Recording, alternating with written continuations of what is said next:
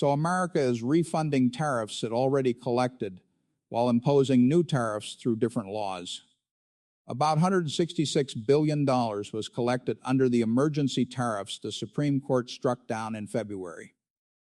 Roughly $100 billion had already been processed for refund by the end of July. In July alone, tariff refunds reached $38 billion, enough to push net customs receipts below zero for the third consecutive month.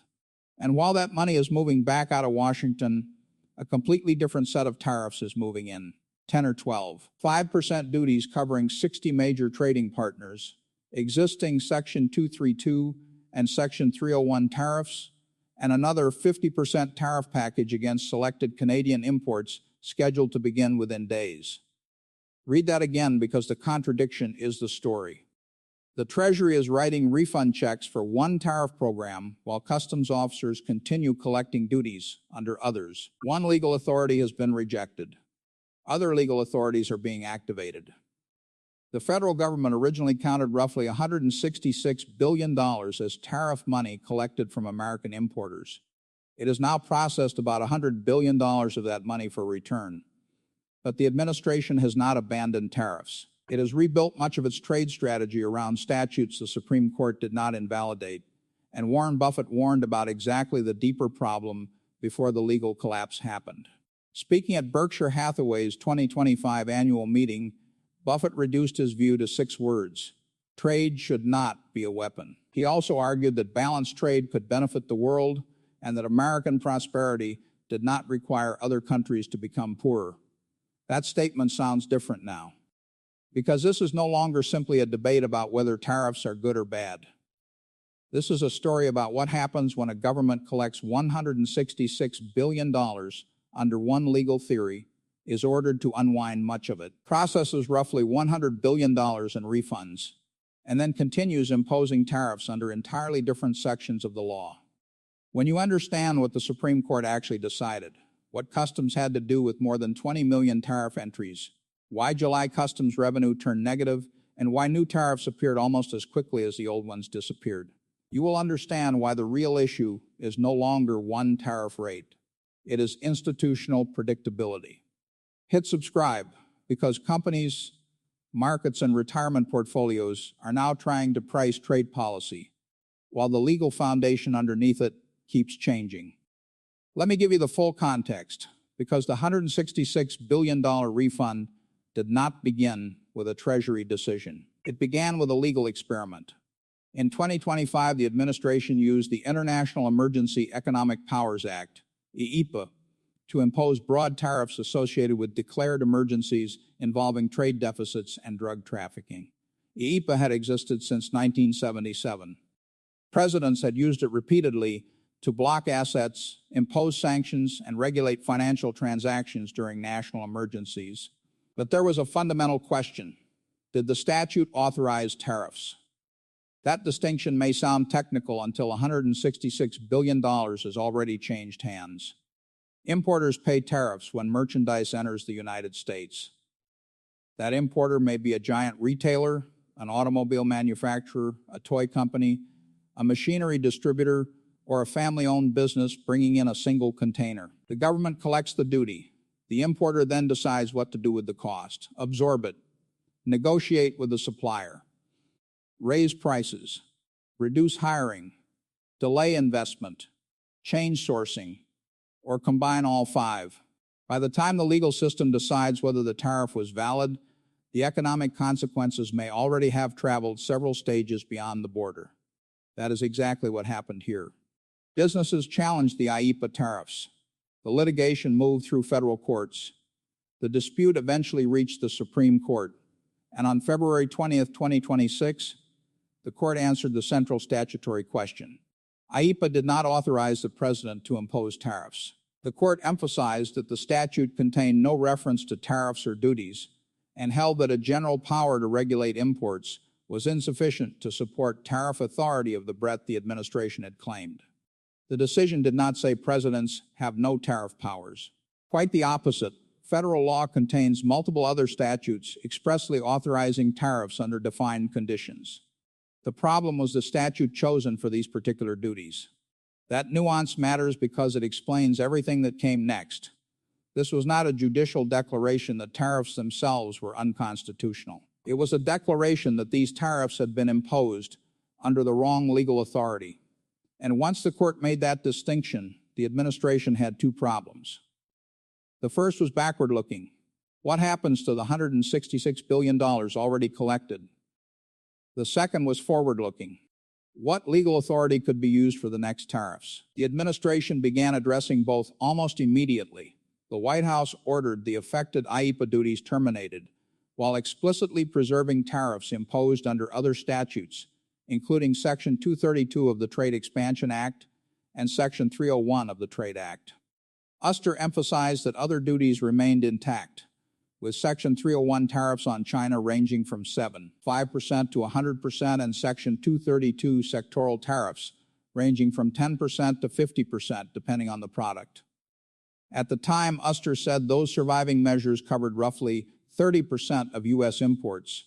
At the same time, the administration invoked Section 122 of the Trade Act of 1974 and imposed a temporary 10% import surcharge beginning February 24, 4 days after the Supreme Court decision. Think about the speed of that. One tariff architecture had just been rejected. 4 days later, another statutory mechanism was collecting. Section 122 allowed the surcharge for no more than 150 days without congressional extension. The proclamation therefore scheduled it to expire on July 24, 2026. Then something happened on July 24 that perfectly captures this entire story.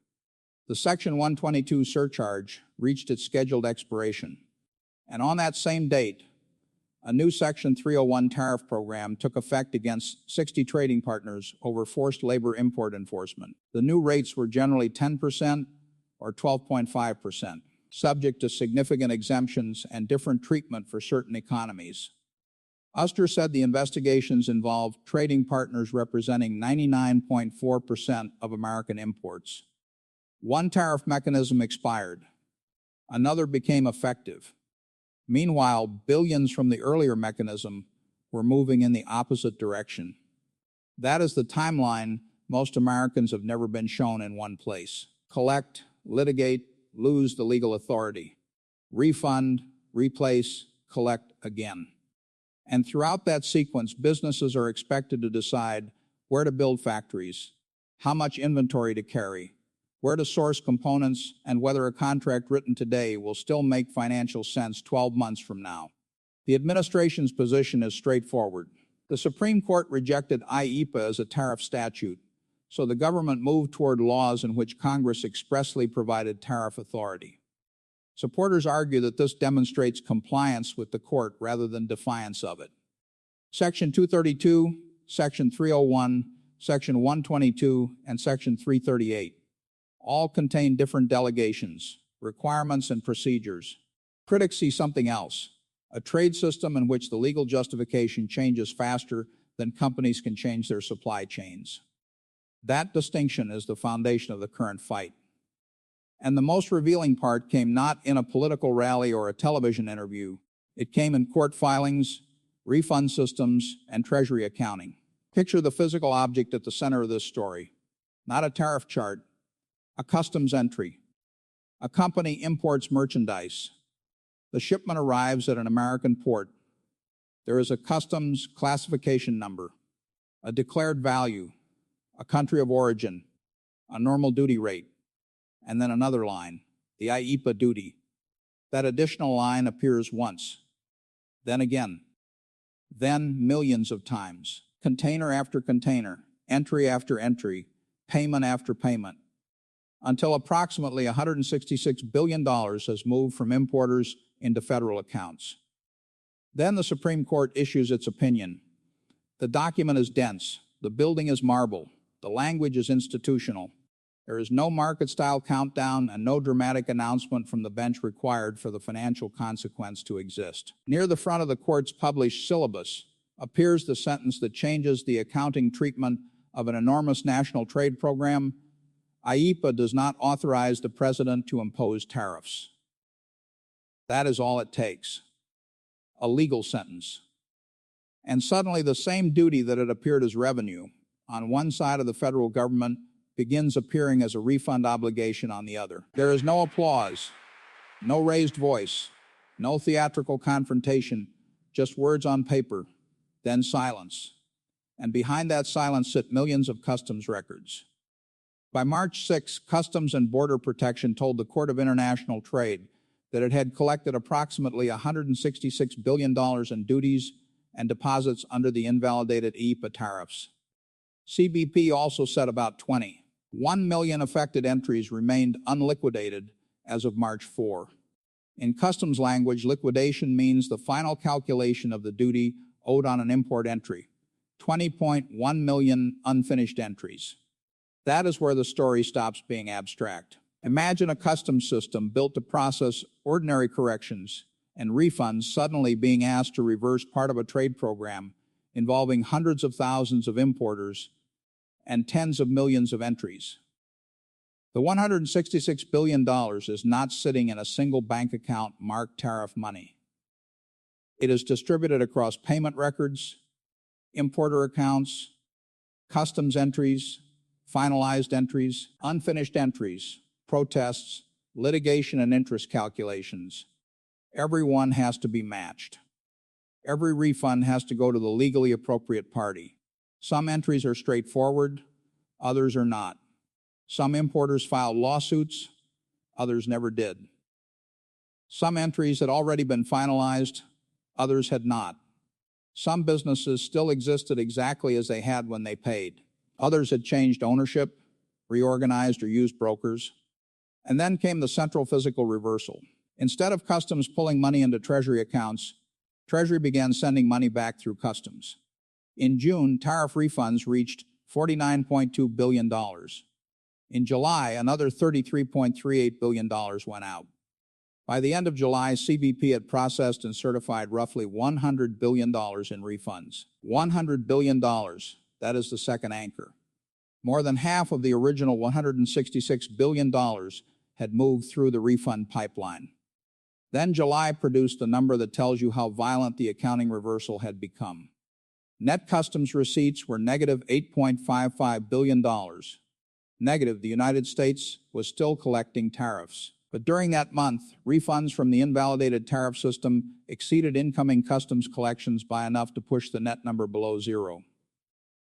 It was the third consecutive month of negative tariff receipts. Pause on that. A government using tariffs in part as an economic and fiscal instrument was experiencing negative net customs receipts because it was returning duties collected under an invalid legal authority. $166 billion. Roughly $100 billion already processed. $33.38 billion refunded in July alone. The numbers tell the story without adjectives. And then comes the detail that prevents the story from becoming simple. Not all of the remaining refund question is settled. A judge at the Court of International Trade ordered refunds to all affected companies, including importers that had not filed their own lawsuits. The government appealed. Government lawyers argue that the judge exceeded his authority by imposing universal relief, and that some importers whose entries are finalized may need to bring individual lawsuits rather than receive automatic refunds. The Associated Press reported this week that this dispute remains alive even after about $100 billion has already been processed. So the headline, "America is refunding $166 billion, requires precision." Approximately $166 billion was collected under the invalidated duties. Roughly $100 billion had been processed by July's end. A large remaining pool exists. But exactly who receives every remaining dollar and through what procedure is still being litigated. That procedural distinction matters enormously to a small importer. A Fortune 100 company can hire customs counsel. A family business with 40 employees may not even know it has a claim until a filing deadline is approaching. And that is where the economic aftermath becomes much larger than Washington. Refund money started moving into corporate financial statements. A tariff paid months earlier had been treated as a cost. If that cost is returned, earnings change. Cash changes. Working capital changes. Pricing decisions may change. But there is a deeper problem. The company receiving the refund is not necessarily the person who ultimately bore the economic burden. Suppose an importer paid a tariff and raised its selling price. Customers paid more. Months later, the importer receives the tariff refund. Who gets the economic benefit? The law can identify who paid customs. It is much harder to reconstruct every downstream price increase that tariff helped create. That is why the $166 billion refund is not simply a giant consumer rebate. It is a reversal of customs collections. Some companies may lower future prices. Some may reimburse customers directly. Some may restore margins damaged earlier. Some may use the cash for investment, debt reduction, inventory, or shareholder returns. The refund follows the legal payment chain more cleanly than it follows the economic burden. And while companies are processing that reversal, new tariff costs are entering the exact same accounting departments. Since July 24, new Section 301 duties of 10 or 12, 5% have applied across most imports from the 60 investigated trading partners, with significant exemptions and specific rate structures depending on the country. Canada and Mexico are among the economies covered at a 10% rate under that action. 60 trading partners, that is the third anchor, not 6. 60. Those new measures alone show why the Supreme Court decision did not end the tariff era. And Canada creates an even sharper example. On July 20, the administration invoked Section 338 of the Tariff Act of 1930 and announced additional 50% duties on selected Canadian products beginning August 19. The White House says the action responds to discriminatory Canadian treatment of American commerce. Covered goods include categories ranging from alcoholic beverages to cement and recreational products, with exclusions including energy, potash, and goods already subject to certain Section 232 tariffs. So this week, the same customs system is doing three different things. It is processing refunds from tariffs struck down under IEEPA. It is collecting tariffs that survived under Section 232 and Section 301. And it is preparing to administer another 50% tariff action against Canadian merchandise under Section 338, if those duties take effect as scheduled. That is not a political slogan. That is the operational reality. And now Warren Buffett's warning becomes useful because Buffett approaches problems differently from politicians. He asks what happens to the cash. At Berkshire Hathaway's 2025 meeting, Buffett said trade should not become a weapon. He also warned that trade conflict can create attitudes between countries that are economically dangerous over long periods. His argument was not that the United States should accept every foreign trade practice. Buffett himself had spent years worrying about persistent American trade deficits. His point was that the structure of the relationship matters. Translate the present situation into Buffett's language. Start with $166 billion. For government, that looks like customs revenue. For importers, it was $166 billion removed from corporate balance sheets. That money might otherwise have funded payroll, inventory, capital expenditure, debt repayment, dividends, or lower consumer prices. Now roughly $100 billion has been processed for return. That is $100 billion moving back toward private balance sheets. But simultaneously, new tariff obligations are taking money out again. A company can receive a refund on Monday and accrue a new tariff expense on Tuesday. That is the economic contradiction. The gross flows become enormous while the underlying strategy becomes harder to read. And Buffett has spent his career teaching investors to distrust situations in which gross activity is mistaken for economic progress. Buying and selling constantly does not make an investor successful. Moving money constantly does not make capital productive. The question is what value remains after the activity. Apply that principle here. If the government collects $166 billion, returns $100 billion, continues litigating the rest, replaces one tariff authority with another, and forces companies to redesign supply chains repeatedly, the correct measurement is not simply tariff revenue. The correct measurement is the final economic effect. What happened to investment? What happened to prices? What happened to employment? What happened to productivity? What happened to government revenue after refunds? What happened to business confidence? And what happened to the trading relationship that existed before the process began? Those are Buffett questions. They are boring until billions of dollars depend on the answer. In more than 7 decades of investing, Buffett has repeatedly focused on permanence. Permanent capital, permanent competitive advantages, permanent loss. He understands that temporary volatility can be endured if the underlying economics remain sound. But uncertainty imposed on the underlying rules is different. A business can tolerate a known 10% cost better than a system where the cost could be 0, 10, 12, 5, 25, or 50%, depending on which statute is activated, which lawsuit succeeds, and which exemption survives. This is where the Buffett philosophy becomes devastating. The cost of a tariff is visible. The cost of uncertainty is dispersed. You see the tariff on the customs statement. You do not see the factory that was never built. You do not see the machine order that was postponed. You do not see the employee who was never hired. You do not see the supplier contract that moved permanently to another country because the board no longer trusted the original route. Those losses do not arrive with an invoice. They appear slowly in productivity and investment.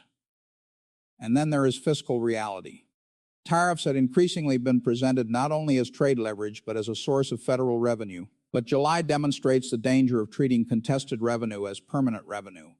The month produced $33.38 billion in refunds and negative $8.55 billion in net customs receipts. SIBO's updated outlook, according to Reuters, now puts full-year customs collections around $250 billion below the projections it made earlier in the year. $250 billion below earlier projections.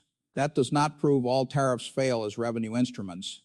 It proves revenue is only revenue if the government has lawful authority to keep it. The $166 billion looked collected. Then the legal foundation changed. Roughly $100 billion has already moved toward being uncollected again. Think about that in the language of investing. An investor does not count disputed money as permanent capital. A bank does not treat a reversible transaction exactly like settled cash. A business does not build a 30-year plan around revenue a court may order returned. Government budgeting ultimately faces the same mathematics. And here is the Buffett verdict that matters. Because it is the one he actually gave before this refund crisis emerged, trade should not be a weapon. Not because trade law should be weak. Not because unfair practices should be ignored. Because once trade becomes primarily a weapon, companies stop optimizing for efficiency and begin optimizing for protection from government action. Those are not the same economy. And now the consequences cascade. Start with American businesses. More than 330,000 importers were associated with the invalidated EPA tariff collections, according to reporting on the refund process. For larger companies, a refund can improve quarterly earnings materially. For smaller businesses, it can determine whether a credit line gets paid down, whether inventory can be reordered, or whether an expansion resumes. But every CFO receiving old tariff money now has to ask what new tariff exposure replaces it. That changes behavior. A company that receives a $2 million refund does not automatically invest the $2 million if it expects another $3 million tariff bill next year. It may hold the cash. Liquidity becomes defensive. Then consumers. The economic burden of the original tariffs was distributed unevenly between exporters, importers, and buyers. Refunds are also distributed unevenly. The consumer who paid $20 more for a product last year does not automatically receive $20 from customs this year. Customs refunds the legally entitled importer. That disconnect can leave an uncomfortable reality: government returns the tariff. But the higher price already paid cannot always be reconstructed backward through millions of transactions. Then retirement portfolios.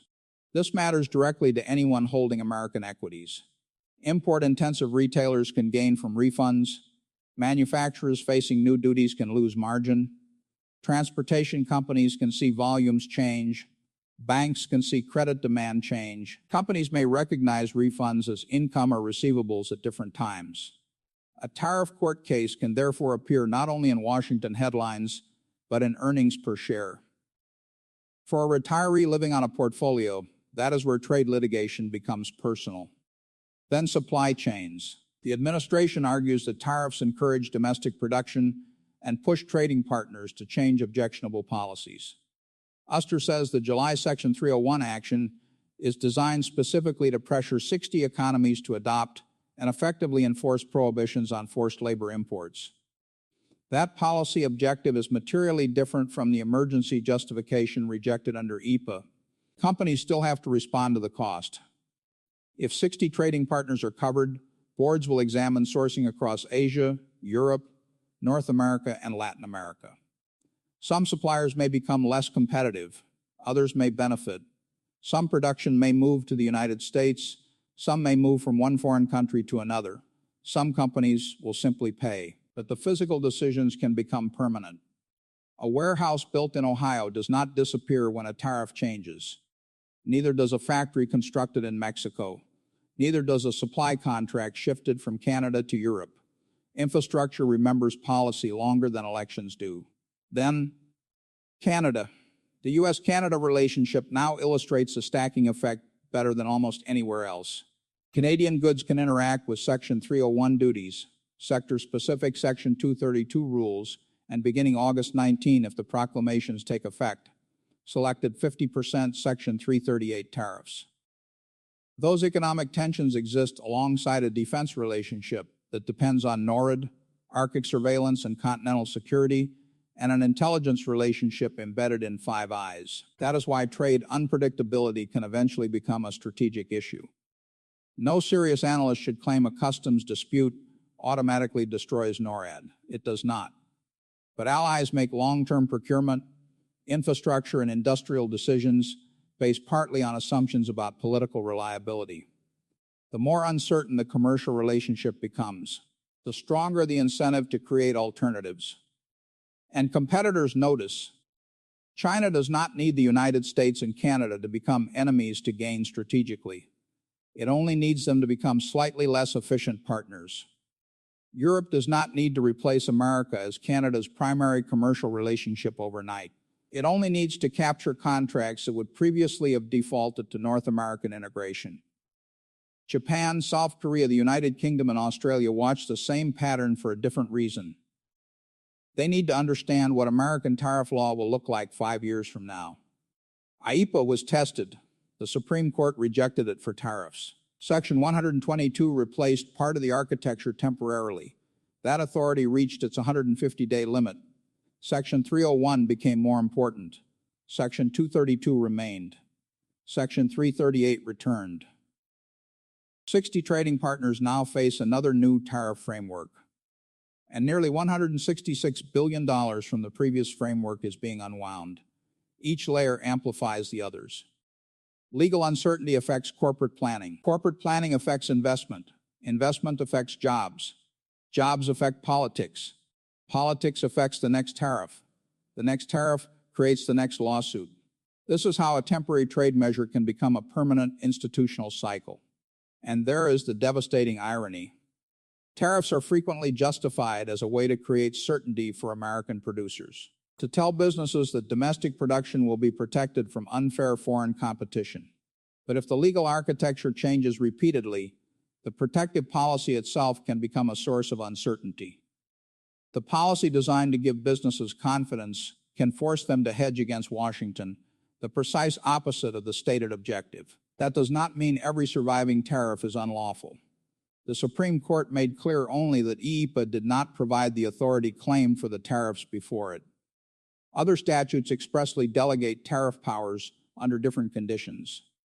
Even the dissent emphasized that the executive branch possesses multiple other statutory paths. That is what makes the present moment more serious, not less. The tariff debate is moving from one enormous legal question into many narrower ones. Did Uster satisfy Section 301? Does a Section 232 national security determination fit the statute? Can Section 338 be applied as announced? Which importers receive refunds automatically? Which must sue? How much interest is owed? Which exemptions apply? What happens when one tariff overlaps another? Those are now operational questions for thousands of companies. $166 billion, roughly $100 billion processed.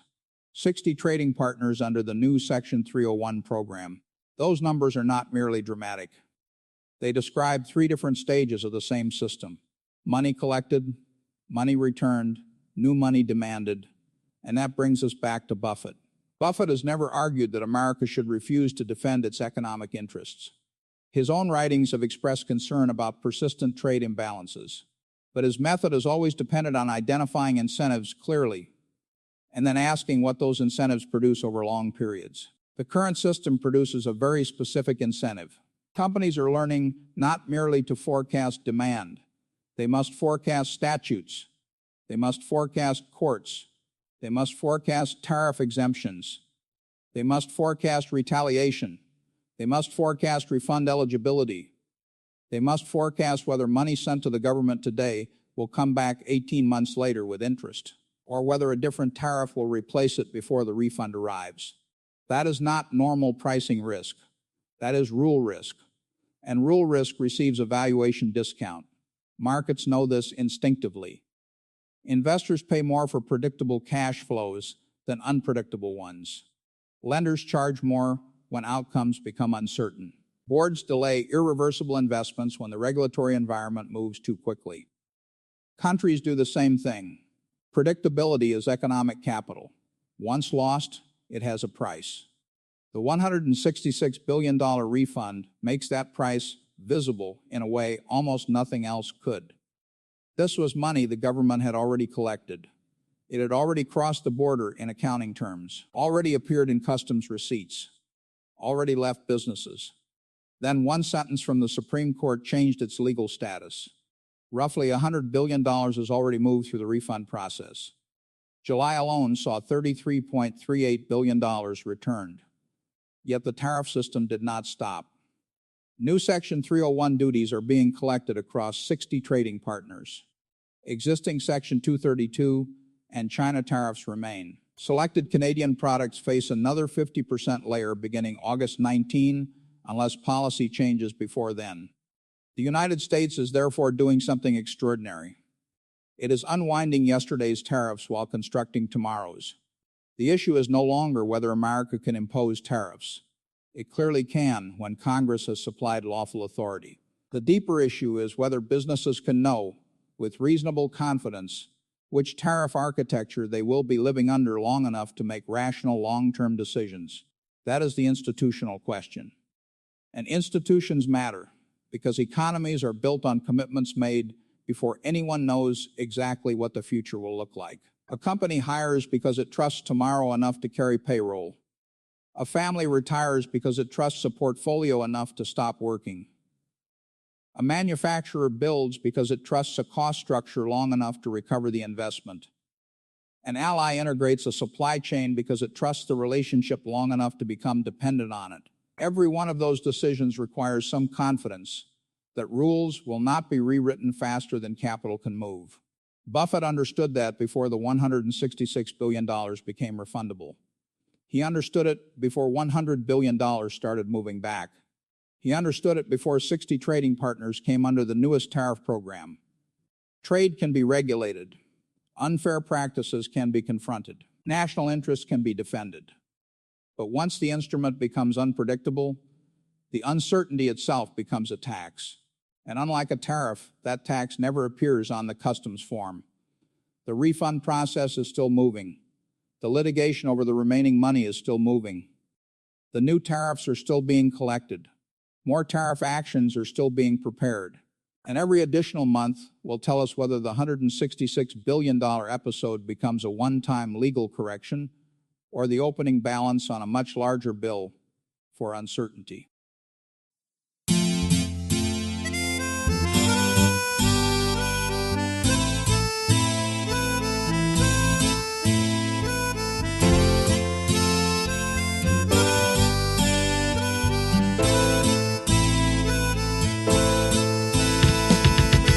आशिक हूँ तेरा राजा बाजार का लगता है मुझको नशा ये प्यार का आशिक हूँ तेरा राजा बाजार का लगता है मुझको नशा ये प्यार का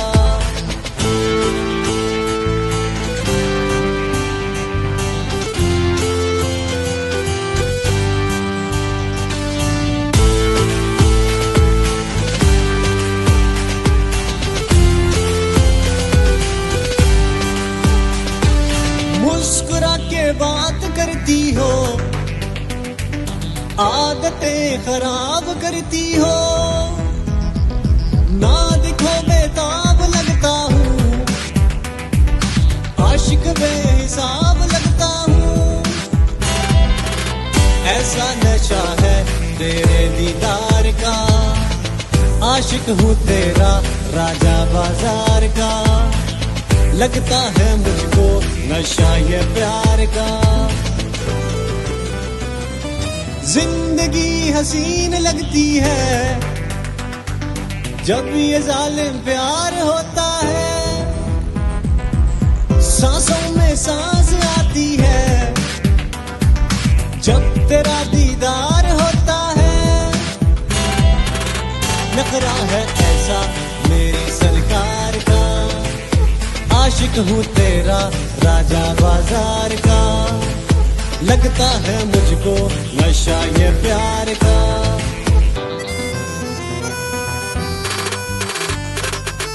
नखरा इसका टॉप पर आती है टिकटॉक पर, नैनो से है नैन मिलाती, लड़कों के है दिल जलाती, पिंडी में है चर्चा इसका, मीरा जितना खर्चा इसका। मैंने बोला इसको मेट्रो में बिठाऊंगा, कैपिटल ले जाऊंगा, F7 भी घुमाऊंगा, मोनाल भी दिखाऊंगा, सेंटोरस भी ले जाऊंगा।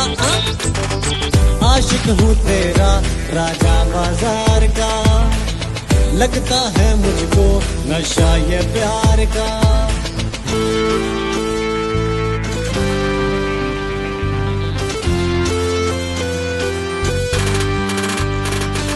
मौसमों की बेकरारी को आजमा के जान जाओगी, हिज्र की आजमाइश में एक दिन पहचान जाओगी। कहना है मेरे दिल बेकरार का, आशिक हूँ तेरा राजा बाजार का, लगता है मुझको नशा ये प्यार